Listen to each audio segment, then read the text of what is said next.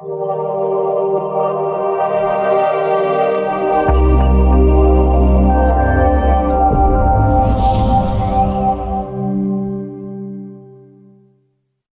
To particles का relative motion clear था सबको।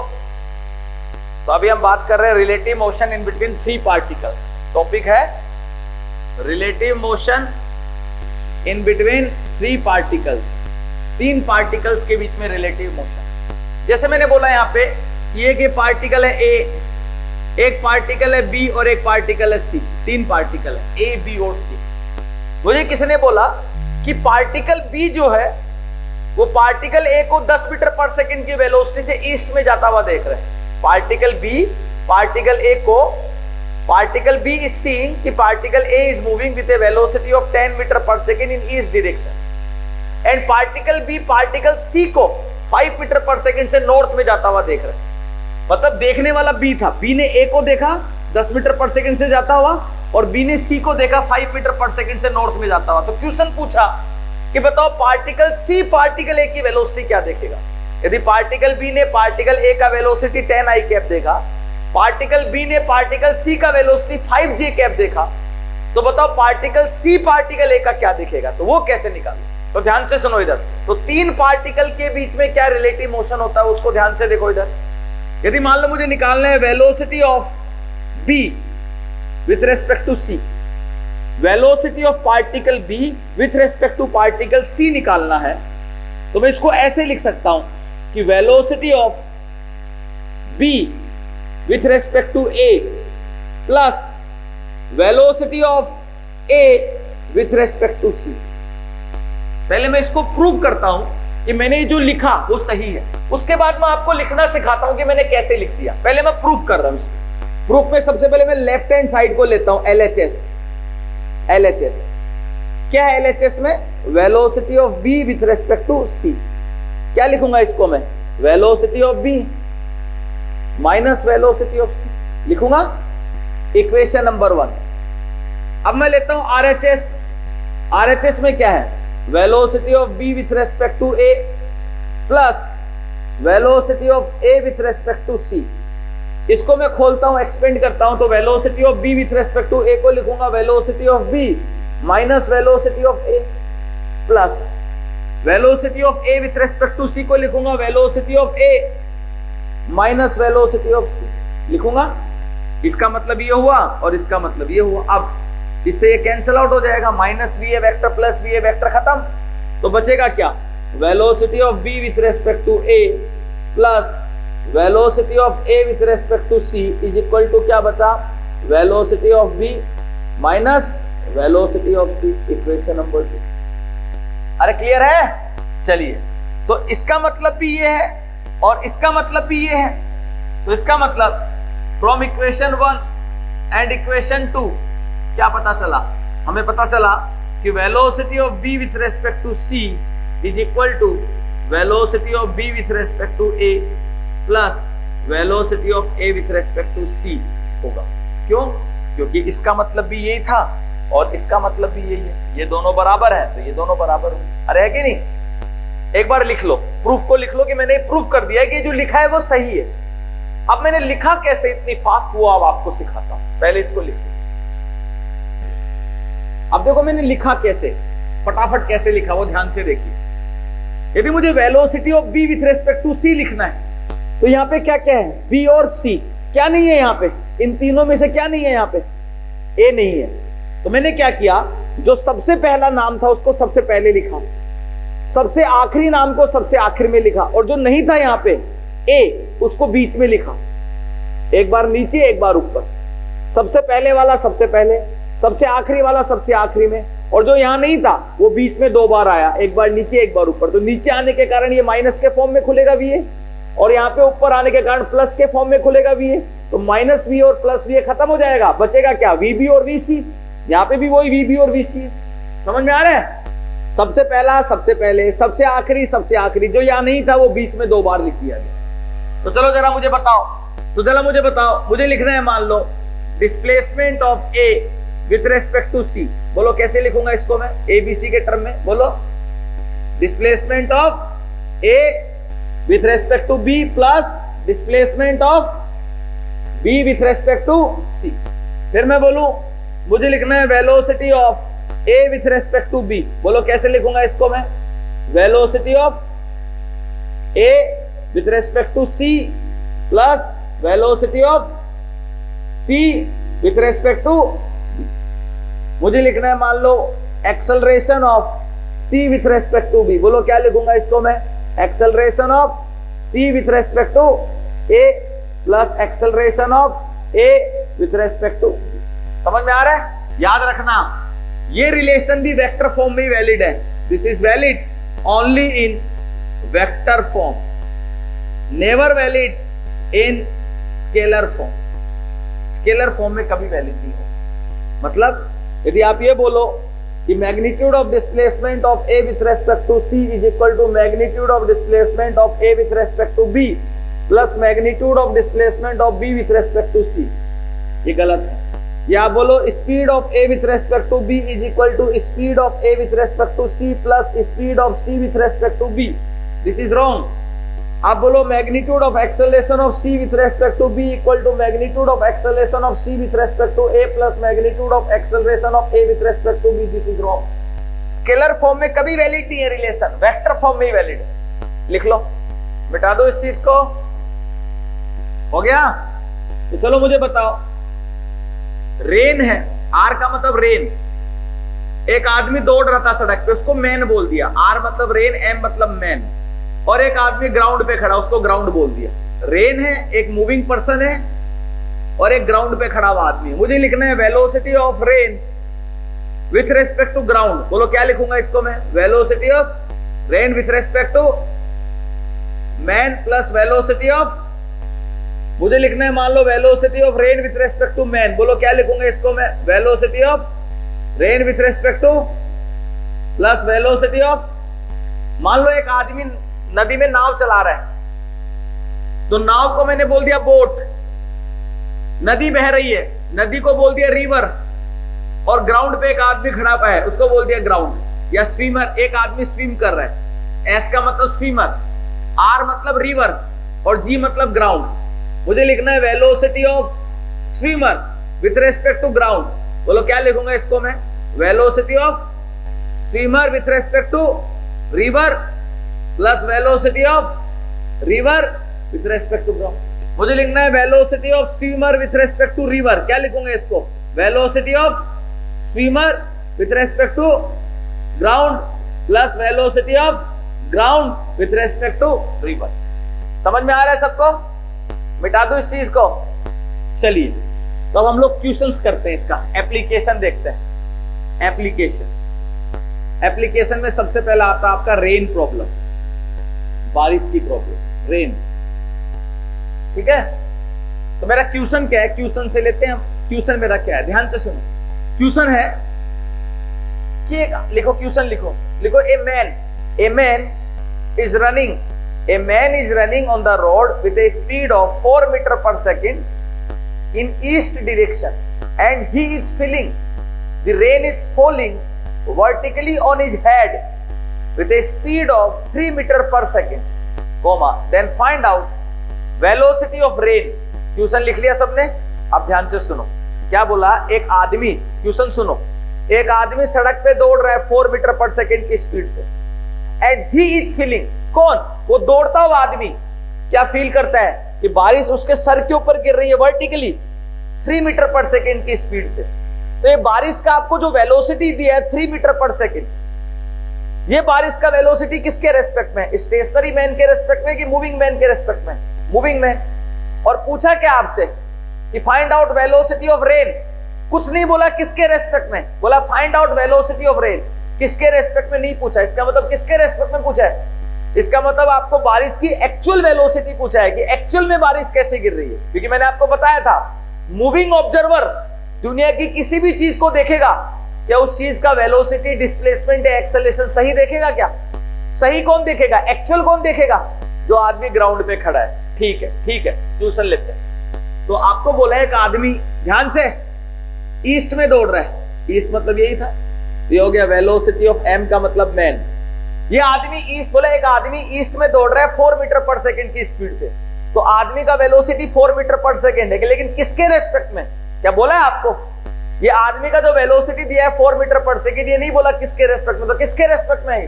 ग्राउंड। तो आपको बोला है velocity of man with respect to ground that is 4 metre per second. ऐसे बोला कि ये फील कर रहा है कि बारिश वर्टिकली इसके सर के ऊपर गिर रही है। तो आपको दीवन है, बारिश ऐसे गिर रही है, किसके रेस्पेक्ट में गिर रही है बारिश ऐसे, ये कौन फील कर रहा है? तो वेलोसिटी ऑफ रेन ये किसके रेस्पेक्ट में? With respect to this man. कितना है? 3 मीटर पर सेकेंड। ये दौड़ता हुआ आदमी बारिश को ऐसे फील कर रहा है। आपसे पूछा क्या है? आपसे पूछा है velocity of rain with respect to ground, पूछा कि एक्चुअल में बारिश कैसे गिर रही है। क्लियर है? चलिए भाई, तो यहाँ पे 3 चीज है, रेन, मैन और ग्राउंड। हमें निकालना है velocity of rain with respect to ground. तो क्या लिखेंगे जरा बताओ इसको, क्या लिखेंगे? Velocity of rain with respect to man plus velocity of man with respect to ground. Velocity of rain with respect to man कितना है? क्या लिखूंगा वेक्टर फॉर्म में इसको? क्या लिखूं? अरे वेक्टर फॉर्म में लिखना है, क्या लिखूं इसको? -3j कैप, ठीक है, plus velocity of man with respect to ground क्या लिखूंगा वेक्टर फॉर्म में? 4i cap. तो वेलोसिटी ऑफ रेन मिल गया विथ रेस्पेक्ट टू ग्राउंड, कितना होगा? Velocity of rain with respect to ground is 4i cap -3j cap metre per second. यानी ground पे जो आदमी खड़ा है वो बारिश को ऐसे गिरते हुए देख रहा है। तो चलो इसको एक काम करता हूं, क्वेश्चन तो यही खत्म हो गया, लेकिन इसका मैग्नीट्यूड निकालता हूं पहले कि कितना स्पीड से गिरते हुए देख रहा है। तो इसका मैग्नीट्यूड क्या होगा? √16 + 9। तो ग्राउंड पे जो आदमी खड़ा है वो बारिश का स्पीड कितना देख रहा है? 5 मीटर पर सेकेंड। एक्चुअल में बारिश 5 मीटर पर सेकेंड से गिर रही है, लेकिन जो आदमी सड़क पे दौड़ रहा था 4 मीटर पर सेकेंड से ईस्ट में, वो बारिश को 3 मीटर पर सेकेंड से गिरते हुए देख रहा है। अच्छा, एक्चुअल में बारिश किधर गिर रही है वो भी देखें, यदि इसका डायरेक्शन भी निकाले कि किधर गिर रही है। तो चलो देखते हैं। ये हो गया आपका ईस्ट, ये आपका वेस्ट, ये आपका नॉर्थ और ये आपका साउथ। ईस्ट का मतलब होता है +i कैप, वेस्ट का मतलब होता है -i कैप, नॉर्थ का मतलब होता है +j कैप और साउथ का मतलब होता है -j कैप। तो ये i कैप क्या है? प्लस मतलब ईस्ट, j कैप क्या है? माइनस मतलब साउथ, यानी कि साउथ ईस्ट रीजन में बारिश गिर रही है। ऐसे कितने से गिर रही है? 5 से। अब ये दोनों क्या है? ये a वेक्टर और ये b वेक्टर और ये c वेक्टर, इन दोनों में 90 डिग्री का एंगल है। तो ये दोनों क्या है? इसके कंपोनेंट है। ये कंपोनेंट, इसका ईस्ट में यदि कंपोनेंट की बात करूं, ईस्ट में कंपोनेंट की बात करूं तो ईस्ट में कंपोनेंट हो गया दिस, और साउथ में बात करूं तो एक एंड पॉइंट साउथ पे दूसरे एंड पॉइंट का परपेंडिकुलर प्रोजेक्शन डाल दिया। ये सब मैंने बता रखा है वेक्टर में आपको।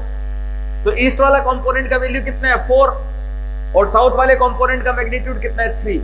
ये 3 तो ये 3 और ये 4 तो ये 4। इस एंगल को थीटा मान दिया। तो देखो इधर 3, 4, 5, तो सीधा सीधा पता चल गया एंगल कितना है? ये 5 है, ये 3, ये 4 है। कितना है एंगल? 53 डिग्री। तो सीधा थीटा एंगल में निकल गया 53 डिग्री। मतलब ये कि एक्चुअल में बारिश कैसे गिर रही है, ये रफ कर दो ये वाला चीज, या इधर कर देता हूं। इधर एक्चुअल में बारिश कैसे गिर रही है? ऐसे। एक्चुअल में बारिश गिर रही है ऐसे। जमीन पे जो आदमी खड़ा है, 2 आदमी है। इस आदमी को मैं बोल देता हूं ए, जो दौड़ रहा था 4 मीटर पर सेकेंड की स्पीड से जो दौड़ रहा है वो ए है, और एक ये आदमी है बी जो जमीन पे खड़ा है रेस्ट में। तो जो आदमी जमीन पे खड़ा है तो वो बारिश को ऐसे ही गिरता हुआ देख रहा है, यानी velocity of rain with respect to B ऐसे है, और कितना है? 5 मीटर पर सेकेंड। लेकिन जो आदमी जमीन पे 4 मीटर पर सेकेंड से दौड़ रहा था वो बारिश को ऐसे गिरता हुआ देख रहा था, according to the question 3 metre per second. यानी कि बारिश एक्चुअल में ऐसे गिर रही है। इसको आप ग्राउंड बोल सकते हो, चाहो तो इसको मैन बोल सकते हो। ये मैन हो गया एम, और ये ग्राउंड हो गया, ग्राउंड भी बोल सकते हो। एक्चुअल में बारिश जो है वो इस वर्टिकल से 53 डिग्री एंगल पे गिर रही है इधर, लेकिन जो आदमी सड़क पे दौड़ रहा था वो बारिश को एंटी क्लॉकवाइज 53 डिग्री एंगल से रोटेट करता हुआ फील किया, और 5 की जगह 3 मीटर पर सेकेंड से गिरता हुआ फील किया। समझ में आ रहा है? तो आपका आंसर वेक्टर फॉर्म में आप ये बोल सकते हो क्वेश्चन का आंसर, और मैग्नीट्यूड फॉर्म में बोल सकते हो कि rain is falling with a speed of 5 metre per second. आपका आंसर ये हो जाएगा क्या? आपसे पूछा जो था तो आप बोलोगे rain is falling with a speed of 5 metre per second. किधर? In the direction theta equal to 53 degree क्या बोल दोगे? East of south. समझ में आ रहा है कि नहीं आ रहा? मिटा दो। आपका क्वेश्चन तो यही खत्म हो गया था। उसके बाद तो आपने वेक्टर वाला काम किया जो किया। इसको आप मैग्नीट्यूड और डायरेक्शन के फॉर्म में लिखना था, तो मैग्नीट्यूड निकाल दिया, डायरेक्शन ये वेक्टर में सिखा रखा है सारा चीज। हो गया सबका? नेक्स्ट क्वेश्चन लिखो, अब तुम लोग सोल्व करो। लिखो लिखो लिखो। A man is moving with a speed of, a man is running with a speed of 3 metre per second in west direction and the rain is falling with a speed of 10 meter per second in the direction theta equal to tan inverse 3 by 4, theta equal to tan inverse 3 by 4 west of south, full stop. देखो, then find out velocity of rain appeared by the man, then find out velocity of rain appeared by the man. ये जो आदमी है इसको rain की क्या velocity feel होगी? करो। Then find out velocity of rain appeared by the man. Do it. बस वेक्टर फॉर्म में निकाल के छोड़ने से होगा, बाकी तो आप डायरेक्शन वगैरह खुद बोल ही सकते हो। क्या बोला है क्वेश्चन में? क्वेश्चन में गिवन है, बोले man is running with a speed of, कितना बोला है? मैन कितने से दौड़ रहा है? 3 मीटर पर सेकंड से वेस्ट में। किसके रेस्पेक्ट में? कुछ नहीं बोला तो ग्राउंड। तो velocity of man with respect to ground आपको गिवन है 3 मीटर पर सेकंड। मतलब क्वेश्चन ये है कि मैन इधर दौड़ रहा है। वो बोल रहा बारिश कैसे गिर रही है? बारिश गिर रही है ऐसे, ये वर्टिकल है, बारिश जो है वो ऐसे गिर रही है। This is velocity of rain, किसके रेस्पेक्ट में? Ground.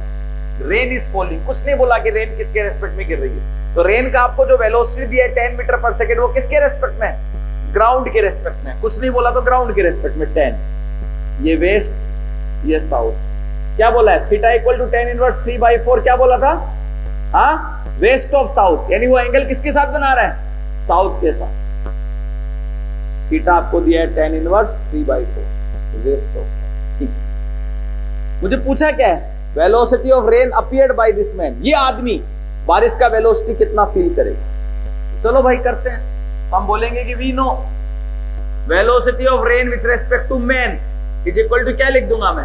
Velocity of rain with respect to ground plus velocity of ground with respect to man. अरे है कि नहीं? तो मुझे velocity of rain with respect to ground को वेक्टर फॉर्म में लिखना है, आई कैप जे कैप। तो ये ना तो आई कैप में ना जे कैप में, तो इसको वेक्टर फॉर्म में कन्वर्ट करना पड़ेगा साइड में ले जाके। तो ये था velocity of rain with respect to ground 10। इसके कंपोनेंट करो तो आई कैप में इधर होगा और जे कैप में नीचे होगा। ये एंगल आपका थीटा था, तो ये कितना हो जाएगा? tan cos थीटा, और ये कितना हो जाएगा? tan sin theta. अब cos थीटा sin थीटा का वैल्यू क्या है? tan थीटा का वैल्यू दे रखा था, एक ट्राइंगल बनाया राइट एंगल। tan थीटा क्या होता है? Perpendicular by base. तो tan थीटा है 3 by 4, तो इस ट्राइंगल में परपेंडिकुलर है ये और बेस है ये। तो ये कितना हो जाएगा? 5। अरे होगा? तो sin थीटा कितना हो जाएगा? sin थीटा होता है परपेंडिकुलर बाय हाइपोटेनस, तो कितना होगा? 3 by 5। और cos थीटा कितना होगा? Base by hypotenuse 4 by 5। अरे होगा? क्योंकि tan थीटा दिया है 3 by 4, तो tan थीटा 3 by 4 है, तो sin थीटा cos थीटा क्या होगा? उसके लिए एक राइट एंगल ट्राइंगल बनाओ, थीटा डाल दो। तो ये थीटा डाला तो ये परपेंडिकुलर, ये बेस है हाइपोटेनस, तो tan थीटा होता है परपेंडिकुलर बाय बेस, तो परपेंडिकुलर 3 और बेस 4 है, तो हाइपोटेनस पाइथागोरस से 5 आ जाएगा। अब यहां से आप sin थीटा cos थीटा का वैल्यू निकाल लो। तो cos थीटा कितना आ गया? 4 by 5। तो ये कितना होगा? 10 into 4 by 5 कितना हो जाएगा? 8। और ये आपका हो जाएगा 10 into sin थीटा 3 by 5, तो ये कितना हो गया आपका? 6। तो velocity of rain with respect to ground vector form में क्या लिख दोगे आप? -6i cap -8j cap. अरे होगा ये? तो यहाँ पे आप लिख दो velocity of rain with respect to man आपको चाहिए था, तो velocity of rain with respect to ground कितना है? -6i cap -8j cap plus velocity of man with respect to ground क्या है? -3i cap. Velocity of man with respect to ground -3i cap है, लेकिन मुझे लिखना है velocity of ground with respect to man, तो वो कितना होगा? +3i cap. अरे होगा? तो velocity of rain with respect to man कितना हो जाएगा आपका? ये होगा -3i कैप, इन दोनों को ऐड करूंगा तो -8j कैप। अरे आया? अब ये तो आपका, अब बाकी काम वेक्टर का ये नीचे वाला रफ कर देता हूं। अब आपको यदि देखना है इसका मैग्नीट्यूड निकालना है, तो velocity of rain with respect to man का मैग्नीट्यूड हो जाएगा √9 + 64। तो ये कितना हो जाएगा आपका, दैट इज कितना हो जाएगा आपका √73। अरे होगा, तो ये आपका मैग्नीट्यूड हो गया। रही बात डायरेक्शन की कि किधर गिर रहा है, तो इसका डायरेक्शन निकालना है। तो ये हो गया east, west, north, south. East का मतलब +i कैप, वेस्ट का मतलब -i कैप, नॉर्थ का मतलब +j कैप, साउथ का मतलब -j कैप। क्या है ये, i कैप माइनस मतलब वेस्ट, j कैप माइनस मतलब साउथ, साउथ वेस्ट नहीं। This is velocity of rain with respect to man. Magnitude तो √73 है, ठीक है। इसका प्रोजेक्शन डालो वेस्ट के ऊपर और साउथ के ऊपर। हाँ क्या, ये तो वेक्टर वाला पार्ट चल रहा है अभी। वेक्टर में पढ़ाया नहीं क्या डायरेक्शन निकालना एक वेक्टर का, तो इसके प्रोजेक्शन डालो। तो वेस्ट वाला कंपोनेंट कितना है 3, साउथ वाला कंपोनेंट कितना है 8, ये 8 तो ये 8, ये 3 तो ये 3। तो ये एंगल को यदि मैं फाई बोल देता हूं तो tan phi = कितना होगा, परपेंडिकुलर बाई बेस। तो इस ट्राइंगल में परपेंडिकुलर क्या है 3 और बेस कितना है 8। तो phi = कितना हो गया, tan इनवर्स 3/8। तो यहां से मैं बोलूंगा कि man is feeling the rain is falling क्या, with a speed of √73 metre per second, इधर इन द डायरेक्शन θ कुछ भी बोल दो, नंबर से मतलब है, in the direction θ = tan inverse 3/8। क्या बोलोगे, वेस्ट ऑफ साउथ। अरे है कि नहीं। आप यदि डायग्राम में देखोगे तो जो आदमी दौड़ रहा था, अच्छा ग्राउंड के रेस्पेक्ट में बारिश गिर रही थी ऐसे, ये वर्टिकल से ही हो गया velocity of rain with respect to ground. कितने से गिर रही थी, 10 से। एंगल कितना था इससे, tan इनवर्स 3/4 और ये tan इनवर्स 3/8। कौन सा वाला एंगल ज्यादा है, 3/4। तो यानी कि ये वाला और इधर होगा। तो velocity of rain with respect to man जो कि √73 मीटर पर सेकेंड है, वो वर्टिकल से इस एंगल पे होगी θ1, और वो वर्टिकल से और ग्राउंड के रेस्पेक्ट में θ2 एंगल पे गिरती। यहाँ पे θ2 क्या है, tan इनवर्स 3/4 है, और θ2 क्या है, tan इनवर्स 3/8 है। मतलब जो दौड़ता हुआ आदमी जो है बारिश को क्लॉकवाइज रोटेट करता हुआ फील करेगा। समझ में आ रहा है कि नहीं आ रहा। अरे ये कितने से एंगल बना रही है, वर्टिकल से क्या एंगल बना रही है, tan इनवर्स 3/8। और ग्राउंड के रेस्पेक्ट में जो बारिश थी वो वर्टिकल से क्या एंगल बना रही थी, tan इनवर्स 3/4। तो कौन सा एंगल ज्यादा है, tan इनवर्स 3/4 ज्यादा है। तो ग्राउंड वाला ज्यादा एंगल बना रहा है वर्टिकल के साथ, और मैन के रेस्पेक्ट में जो बारिश की वेलोसिटी वो कम एंगल बना रही है। अरे है कि नहीं, क्लियर है। ट्यूशन तो आपका यही खत्म हो गया, लेकिन मैंने इसको इलोबरेट करके एक्सप्लेन किया। ट्यूशन तो यहाँ खत्म, उसके बाद तो वेक्टर का काम है, वेक्टर में पढ़ा चुका हूं ये बात। रिलेटिविटी का काम तो यही खत्म था बस, है कि नहीं।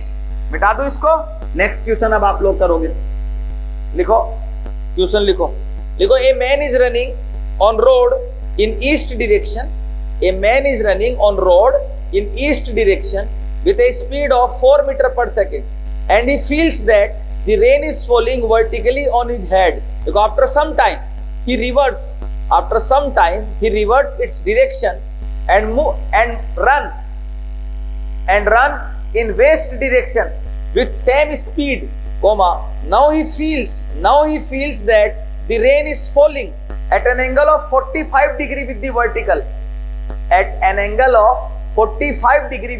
vertical, full stop. Then find out velocity of rain. Tuition हो गया सबका। फिर से मैं क्वेश्चन को रिपीट कर देता हूं। एक आदमी 4 मीटर पर सेकंड से ईस्ट डायरेक्शन में मूव कर रहा था, तो वो फील कर रहा था कि बारिश वर्टिकली उसके सर के ऊपर गिर रही है। कितना स्पीड से नहीं पता।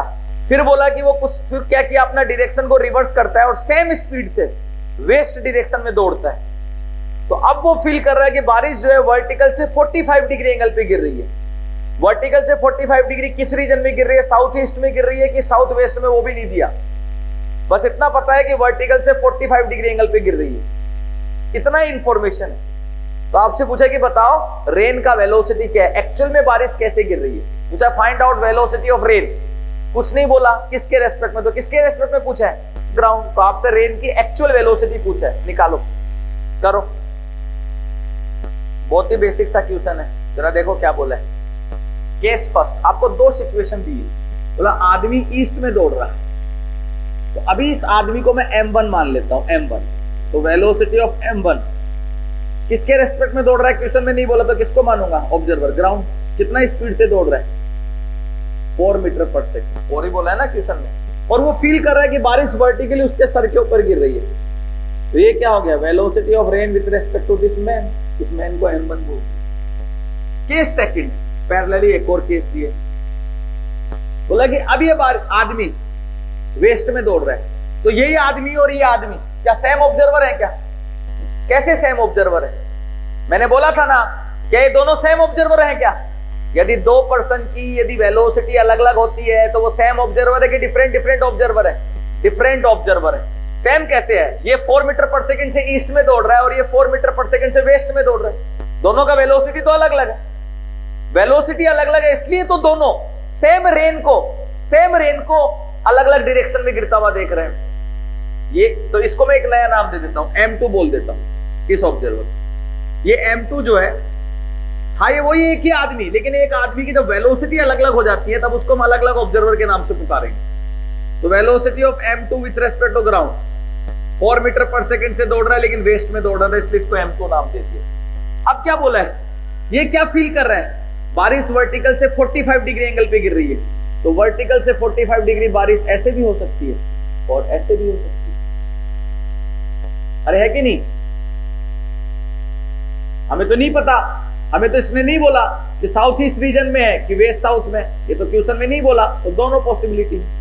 तो velocity of rain with respect to this m2 ऐसे भी हो सकता है, ऐसे भी, यहाँ पे तो मैग्नीट्यूड तो दिया ही नहीं, साथ में डायरेक्शन में भी कंफ्यूजन दे दिया कि किधर गिरेगा वो भी नहीं पता, कोई बात नहीं। पूछा क्या मुझसे, velocity of rain with respect to ground पूछा, बोला बारिश ग्राउंड के रेस्पेक्ट में कैसे गिरेगा, तो बारिश जो गिरेगा ग्राउंड के रेस्पेक्ट में या तो ऐसे गिरेगा या ऐसे गिरेगा या ऐसे गिरेगा, किस प्लेन में रहेगा, यदि ये सब XY प्लेन में है तो बारिश ऐसे गिरे ऐसे गिरे ऐसे गिरे, कुछ ऐसे किसी ना किसी तरीके से तो गिरेगा ना नीचे की तरफ, अरे बोलो या तो ये होगा या ये होगा या ये होगा, इन तीनों में बारिश तो गिरेगा तो नीचे ना, तो इन तीनों केस में कोई भी केस हो, रेन की जो वेलोसिटी है ग्राउंड के रेस्पेक्ट में या तो ऐसे होगा ऐसे होगा ऐसे होगा, किसी एंगल पे होगा। जे कैप वाला कंपोनेंट क्या है, प्लस है कि माइनस है, और यदि ऐसे हुआ तो आई कैप वाला कंपोनेंट क्या होगा, ऐसे हुआ तो, और ऐसे हुआ तो 0। तो मुझे नहीं पता बारिश कैसे गिर रही है ग्राउंड के रेस्पेक्ट में, तो मैंने मान लिया let velocity of rain with respect to ground जो है वो मैंने मान लिया let x i cap minus y j cap, या माइनस नहीं लिखना चाहते तो प्लस लिख दो, अपने आप माइनस आ ही जाएगा, कोई दिक्कत नहीं है कि नहीं। आप नहीं लिखोगे माइनस जे कैप को तो y नेगेटिव आएगा, और यदि आप माइनस लिख दोगे तो y का वैल्यू पॉजिटिव आ जाएगा, है ना, समझ में आ रहा है कि नहीं आ रहा। बारिश तो भाई एक स्ट्रेट लाइन में गिरेगी ना, टेढ़ा करके या सीधा करके टूट, है ना, तो आप चाहो तो ऐसा लिख सकते हो x आई कैप, क्योंकि आई कैप वाला कंपोनेंट माइनस भी हो सकता है, प्लस भी हो सकता है और 0 भी हो सकता है। बारिश ऐसे भी गिर सकती है, ऐसे भी गिर सकती है, ऐसे भी, लेकिन जे कैप वाला कंपोनेंट क्या होगा, माइनस ही होगा। ये लिख दूं ऐसे, कोई दिक्कत किसी को, आप प्लस लिखना चाहते हो तो मैं प्लस भी लिख दूंगा, और सोल्व करने पे अपने आप पता चल जाएगा। बोलो क्या लिखना है, इसमें कोई दिक्कत है किसी को कि मैंने माइनस क्यों लिखा है, नहीं तो मैं प्लस भी कर दूंगा, कोई दिक्कत नहीं है मुझे।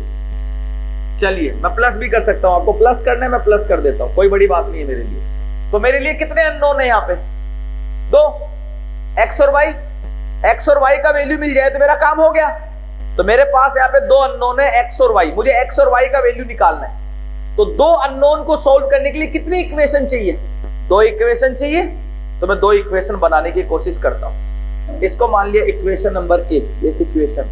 अब मैं सबसे पहले केस फर्स्ट में लेता हूं, केस फर्स्ट को सोल्व करता हूं। तो केस फर्स्ट में मैं लिख रहा हूं, अभी केस फर्स्ट को लेता हूं। केस फर्स्ट में मैं लिखूं velocity of rain with respect to ground, निकालू केस फर्स्ट को लेते हुए तो क्या लिखूंगा, velocity of rain with respect to man, कौन क्या नाम है मैन का यहाँ पे, m1 plus velocity of m1 with respect to ground. Velocity of rain with respect to ground क्या माना मैंने, x i cap plus y j cap is equal to velocity of rain with respect to m1, उसको एक बार मैं side में कर देता हूं। अच्छा, velocity of rain with respect to m1 ये किस डायरेक्शन में है, तो इसका यदि मैं मैग्नीट्यूड मान लेता हूं लेट, लेट इसका वैल्यू मैंने मान लिया k है, k मान सकता हूं। ये इसका वैल्यू मैंने मान लिया b, मान लिया b, मान सकता हूं b, दिया नहीं क्या मैंने b मान लिया, मान सकता हूं ना b। चलिए, तो यदि इसका मैग्नीट्यूड मैंने b मान लिया तो यहां पे क्या लिखूंगा, इसको माइनस bj कैप लिखूंगा, plus velocity of m1 with respect to ground वो क्या है 4i कैप लिखूंगा। ठीक है, तो ये क्या हो गया xi cap plus yj cap is equal to 4i cap minus bj cap. हुआ? कंपेयर करो i कैप को i कैप के साथ, तो x का वैल्यू कितना आ गया 4 आया, और y का वैल्यू कितना आ गया माइनस b आया। तो यहां पे पुट कर दूं मैं इस रिजल्ट को इक्वेशन ए में, तो नाउ इक्वेशन ए क्या बन जाएगा, velocity of rain with respect to ground. इस रिजल्ट को पुट कर देता हूं तो क्या हो गया 4i कैप और y का वैल्यू माइनस b है, क्या होगा माइनस bj कैप होगा मुन्ना। ठीक है, ये इक्वेशन ए का मॉडिफाई फॉर्म आ गया। ठीक है, अब मैं जाता हूं केस सेकंड में। मेरा टारगेट क्या है, सिर्फ b का वैल्यू निकालना है, निकल जाएगा यहां से केस सेकंड। अब मैं लिखूंगा velocity of rain with respect to ground is equal to क्या लिखूंगा, velocity of rain with respect to क्या लिखूं m2 plus velocity of m2 with respect to ground. Velocity of rain with respect to ground, ये velocity of rain with respect to ground कितना है आपका 4i cap minus bj cap is equal to velocity of rain with respect to m2 नहीं पता है क्योंकि direction में भी कंफ्यूजन है, ये होगा कि ये होगा, इसलिए इसको नहीं छेड़ते हैं। चलो, plus velocity of m2 with respect to ground वो कितना है माइनस 4i। अरे है, तो ये हो गया 4i cap minus bj cap is equal to velocity of rain with respect to m2 minus 4i cap. इसको इधर ले जाता हूं तो 4i कैप कितना होगा 8i cap minus bj cap is equal to velocity of rain with respect to m2, यानी velocity of rain with respect to m2 वो आपका आया 8i cap minus bj cap आया। ठीक है, इसको यदि मैं ड्रॉ करूं, ये हमने निकाला, इसको यदि मैं ड्रॉ करूं तो ये east west north south, east का मतलब वैसे तो सीधा पता चल गया क्योंकि velocity of rain with respect to m2 45 degree angle बना रहा था वर्टिकल के साथ, तो इसके आई कैप और जे कैप वाला कंपोनेंट का मैग्नीट्यूड क्या होगा। तो बताओ b का वैल्यू सीधा बोल सकते हो कितना आएगा 8, वो पुट कर सकते हो, लेकिन फिर भी आपको देखना है, मान लो एंगल कुछ और होता तो कैसे करते, तो एक काम करते हैं, इसको प्लॉट करते हैं, आई कैप प्लस ईस्ट का मतलब आई कैप, ईस्ट का मतलब प्लस आई कैप, नॉर्थ का मतलब प्लस जे कैप, वेस्ट का मतलब माइनस आई कैप, साउथ का मतलब माइनस जे कैप। आई कैप प्लस है मतलब ईस्ट। अच्छा, यहीं से समझ में आ गया कि velocity of rain with respect to m2 का आई कैप वाला कंपोनेंट प्लस है, तो बताओ velocity of rain with respect to m2 ये वाला होगा कि ये वाला होगा, ये वाला नहीं होगा, मतलब ये वाला होगा, ये यहां से पता चला है कि नहीं। इसको ड्रॉ करो, आई कैप प्लस मतलब ईस्ट और जे कैप माइनस मतलब साउथ, यानी साउथ ईस्ट रीजन में होगा।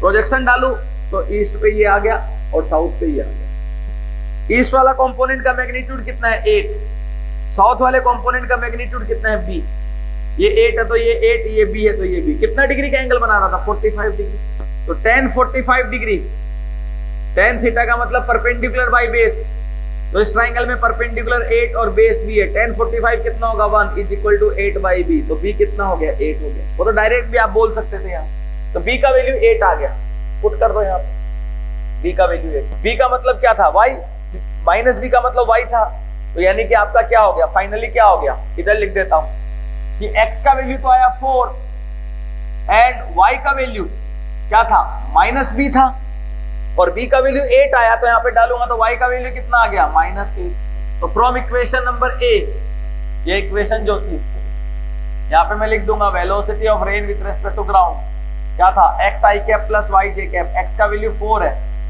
और y का वैल्यू -8 है। समझ में आ रहा है सबको, कोई कंफ्यूजन? तो नेक्स्ट क्वेश्चन करो, कंफ्यूजन नहीं है, हो गया सबका, करो फिर नेक्स्ट, मिटा दो इसको। ये क्यों लिया है मैंने, कैसे सोचा, अरे भाई मेरे भाई बारिश कैसे गिरेगी, बारिश है तो ऐसे गिरेगी, ये ऐसे गिरेगी, ये ऐसे गिरेगी, बारिश कैसे गिरेगी मुन्ना, बारिश है तो ऐसे गिरेगी, बारिश ऊपर से नीचे आती है ना, तो बारिश तो ऐसे गिरेगी ना, तो वेलोसिटी ऑफ रेन जो एक्चुअल में बारिश है तो ऐसे गिरेगी, ऐसे गिरेगी, बारिश ऐसे तो गिरेगी नहीं हॉरिजॉन्टली, कैसे हॉरिजॉन्टली बारिश गिरती है क्या, तो बारिश तो एक्स वाई प्लेन में ही गिर रही है ना, तो मैं क्या लिखूंगा, मैं लिखूंगा यदि ये होगा ये, तो इसको क्या लिखूंगा मैं, minus x i cap minus Y j cap. इसको क्या लिखूंगा, x i cap minus Y j cap. और ये क्या होगा, ओनली जीरो आई cap minus Y j cap. तो वाई वाला कंपोनेंट तो माइनस आएगा, लेकिन मैंने फिर भी प्लस लिख दिया, वो बाद में सोल्व हो जाएगा। आप चाहो तो माइनस करके चल सकते हो, माइनस करके करोगे तो यहाँ पे वाई का वैल्यू बी आ जाएगा, माइनस रहा तो बी आएगा।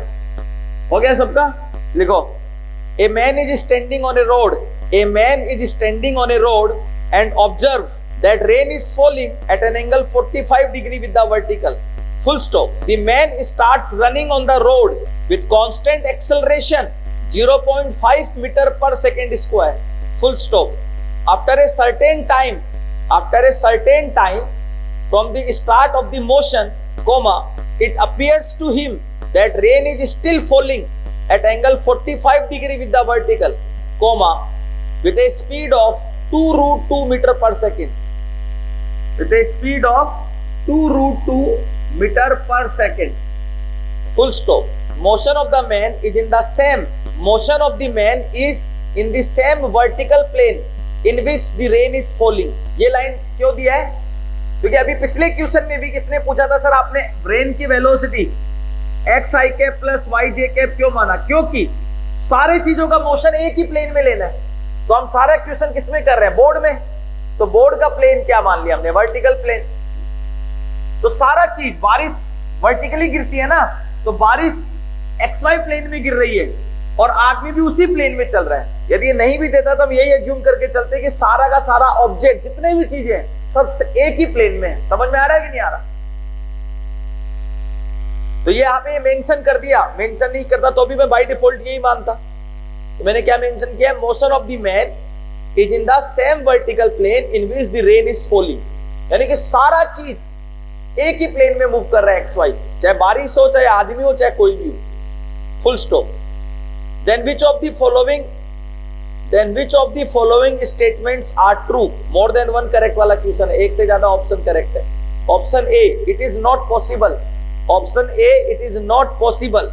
Option B, speed of rain with respect to the ground is 2 metre per second, option C, speed of the man when he finds rain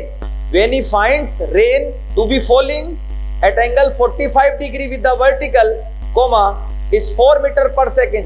Option D, the man has traveled a distance 16 meter.